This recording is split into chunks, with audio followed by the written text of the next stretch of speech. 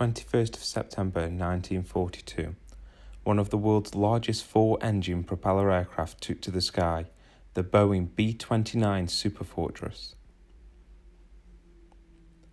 It was the most sophisticated aircraft of its time.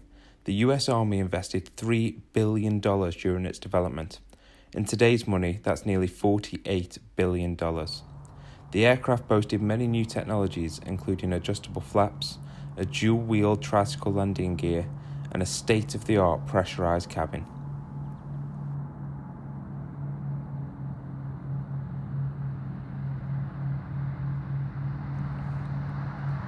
Six years after its maiden voyage, 13 airmen lost their lives in a tragic accident when attempting to land at RAF Burtonwood.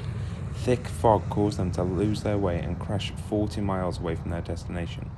The film you are about to see is what remains of the wreckage.